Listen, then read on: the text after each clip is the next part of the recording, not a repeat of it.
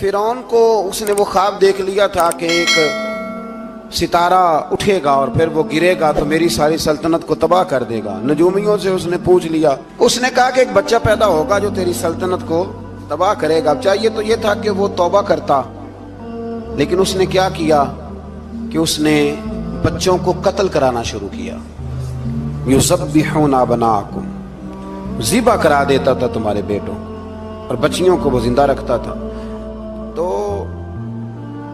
हजरत मूसा जब पैदा हुए तो उनकी वालिदा ने पता क्या किया, उनको एक संदूक में बंद करके दरिया में बहा दिया।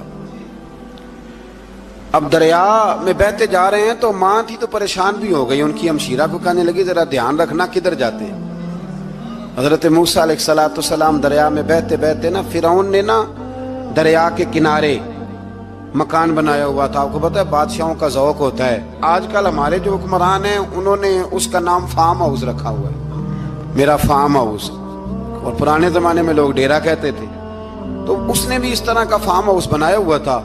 वहां पे हजरत मूसा अलैहिस्सलाम तैरते हुए ताबूत के अंदर, संदूक के अंदर जा रहे हैं। फिरौन और उनकी बीवी हजरत आसिया बे औलाद थी, बड़ी तड़प थी बेटे की, वो भी वहां खड़ी थी। संदूक तैरता हुआ आया तो फिरौन ने कहा कि जाओ पकड़ के लाओ, देखो क्या है। जब वो लेके आए ना तो आपकी हमशीरा जो निगरानी कर रही थी परेशान हो गई कि ये तो उसके हाथ लग गए, ये तो अब मार डालेगा।